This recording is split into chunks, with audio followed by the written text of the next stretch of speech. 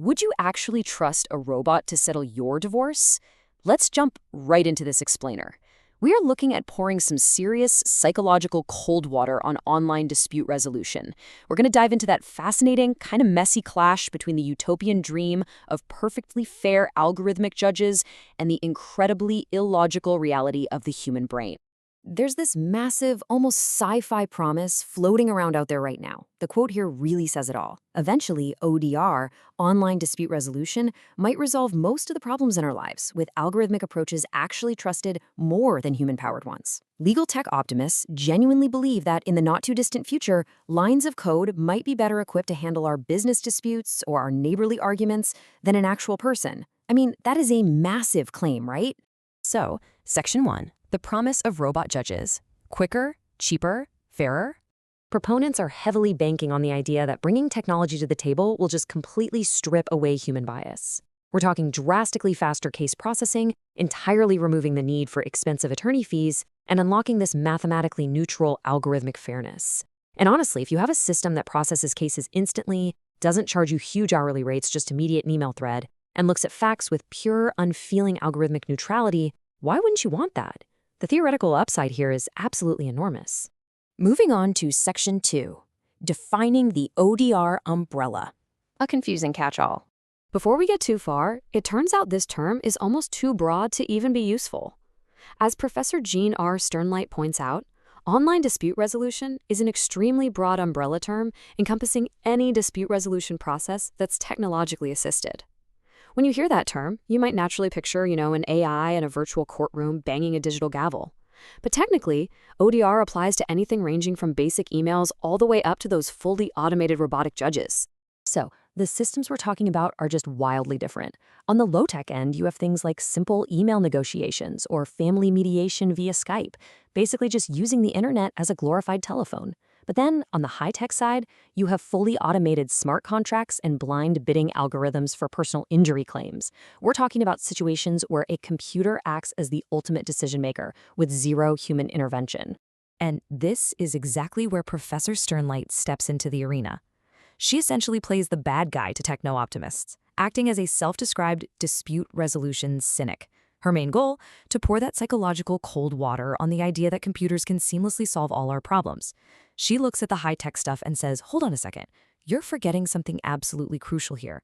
Human beings are the ones feeding data into these machines. And well, if the human data is flawed, the robotic output is going to be flawed too. Which brings us to Section 3, the flaws of human perception, the big complication. Let me ask you this. How can a person completely miss a gorilla walking right in front of them? You've probably seen this famous experiment. Viewers are asked to count basketball passes on a screen. They get so intensely focused on the ball that a person in a giant gorilla suit literally walks into the middle of the screen, pounds its chest, walks off, and half the audience swears blind they never saw it. This happens because our brains miss a massive chunk of reality due to a psychological weakness called change blindness. It's caused by our limited perceptive capabilities and our extreme focus on specific tasks. We like to think our eyes operate like high-definition video cameras, capturing this perfect objective record of events, but they really don't. This means any facts we bring to an online tribunal might already be completely inaccurate from the get-go. And even when we aren't missing giant gorillas, our perception gets heavily hijacked. How does our brain filter and distort reality before we even start arguing about it? Well, we naturally rely on mental scripts and stereotypes, sometimes tragically assuming a person is holding a weapon instead of a harmless object.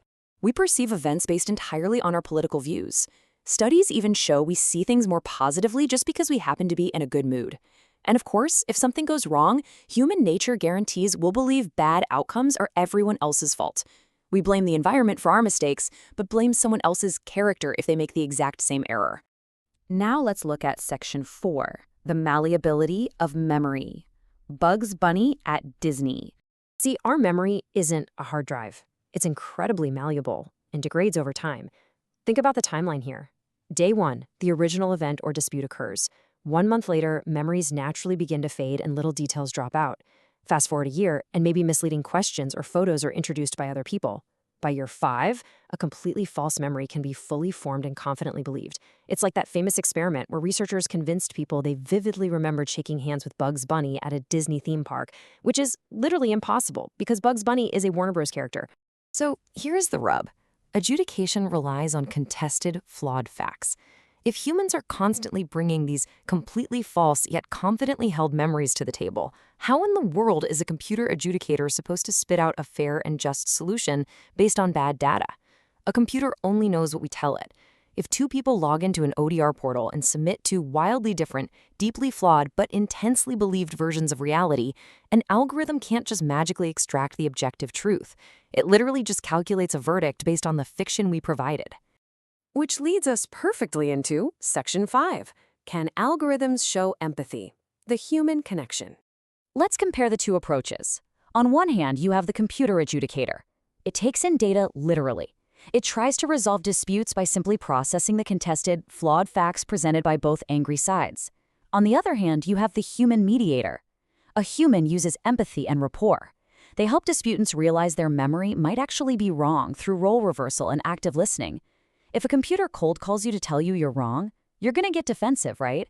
But if a skilled human mediator sits down, truly listens, and gently asks rhetorical questions that make you doubt your own absolute certainty, well, that's usually where real compromises are born.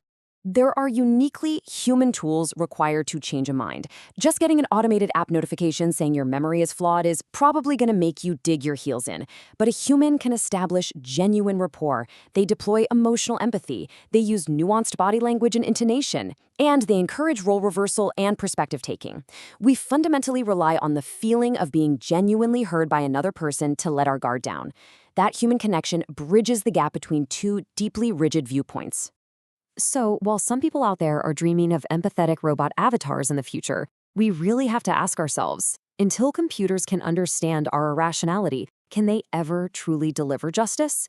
Can machines that don't grasp the messy, emotional, and flawed nature of human psychology ever be trusted as our ultimate judges? Or are we simply building perfectly logical systems on top of fundamentally illogical human foundations? It is definitely something to think about the next time you're asked to blindly trust a digital interface to solve a uniquely human problem.